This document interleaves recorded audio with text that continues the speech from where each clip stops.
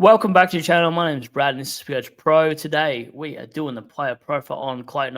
Yes, I've had a couple coffees, but we're going to do this one. Not my favourite player to assess because I am a little bit biased since I have owned him the last couple of years in Supercoach. Nonetheless, I have done a little bit more study in this player profile as I think he's a player that a lot of people will sort of sit in the fence or they'll be in strongly one camp or the other. But I'm a bit of a fence sitter for this one. If I had to pick him right now, he wouldn't be on my side whatsoever. But I can see a world where he does suck me in a preseason game or two, and I go, yeah, maybe I should just try one last season. But I am pretty uncertain, but I'm hoping this sort of helps how we think about Clayton Oliver. So if you take his last 5 years into account, I've gone on to DFS after this as well and sort of streamlined something that I think fits the narrative to why he has been scoring not as well. Obviously, one of them is due to the injury that he had a couple of seasons ago. Option B is also the off-field things that we won't discuss. And then C, sometimes you just need a fresh start if you're sort of beefing with some players or coaches or whatever else. So there's a lot of variables for this one. Clayton's fresh start is good for football and good for everybody, especially going to another state as well. So I'm glad he didn't go to the Pies or anything like that because it would have been just right next door to where he was. But yeah, let's talk about Clarry and his Supercoach scoring. So look, since his second year, he's averaged between 111 and 127 in those 7 years of football. And I'm talking about this 2017 period. Like, we always remember picking him in Supercoach for quite some time. As always pretty much a lock, obviously, especially 2021 and 2022 season, even 2023 season. So I've noticed since 2020 to 2023, his CBAs on DFS were at 80%. So that was like 1 year he was 81%. I think it was in 2023.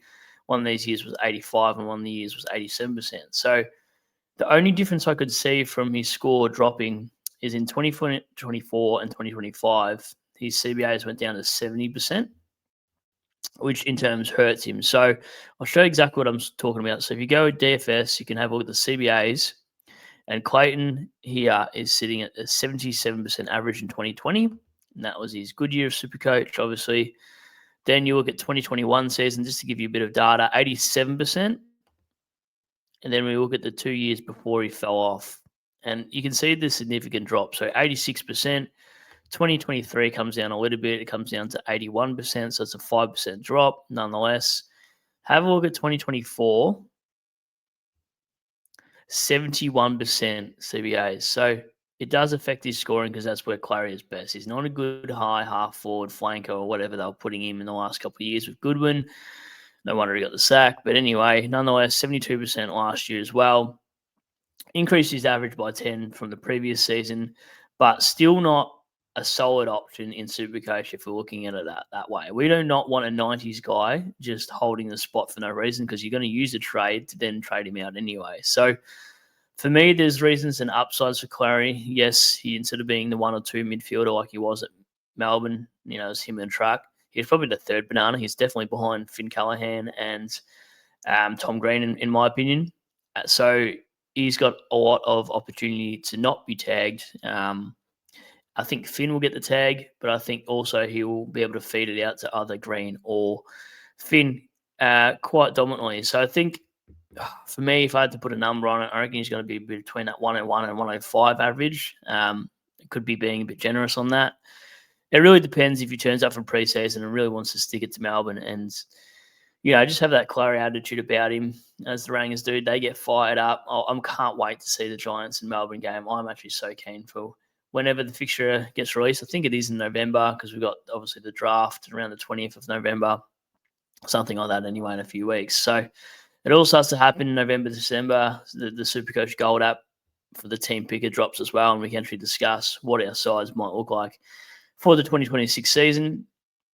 Nonetheless, breaking down his profile is pretty easy to see that he's a contested possession player, midfielder, so he's always accumulating. So we know what kind of a player he is anyway. Enough of us have watched football, or at least of Clayton anyway, to know that he's a pure mid.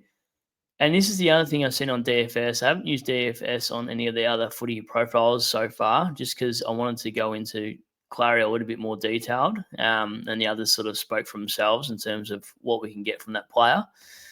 But have a look at here. Now, I'm pretty sure if you look at the career averages, you can see from 10 years of data here. But I really want to go to TOG. So TOG stands for time on ground.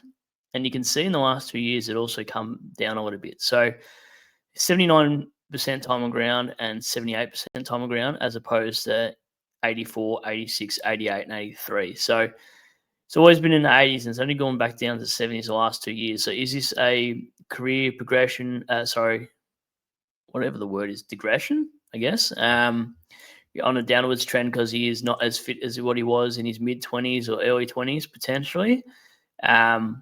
But the two things align with the Supercoach attendance for his scoring is the CBAs have gone down and time on ground has come down a little bit as well.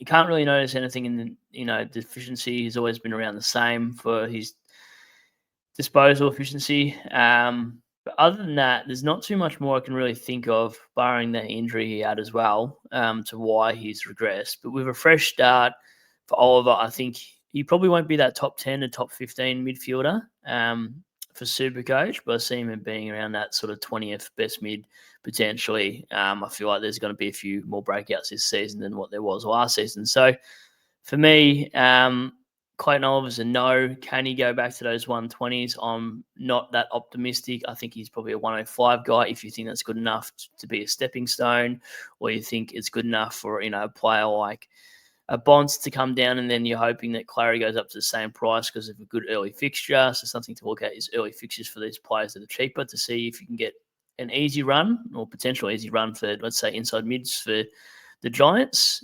And then let's say Dogs have a hard inside mid run for the first half of the season. You sort of can try to plan to jump from a Clarry to a Bonds, potentially save the 150K, get sort of the scoring that you need from Oliver to not be too far behind in Bonds scoring. That's where I could see Oliver being a fit for Supercoach sides. Other than that, I don't think I'm that positive to think he's going to be an absolute keeper. Could prove me wrong. I think if there's any year to do it, it'd be this year, in his first year at the Giants, to do it on the small grounds. Probably suits his game style a little bit better. But he is 28, so it'll be interesting to see how he goes. For me, that is the Clarry wrap-up. I'll release some more videos today. I was meant to do some yesterday, but I wasn't feeling so good. So, again, thanks for watching. Give us a like, give us a share if you haven't already, and definitely comment some players you want me to speak about. Cheers. Thanks. Bye.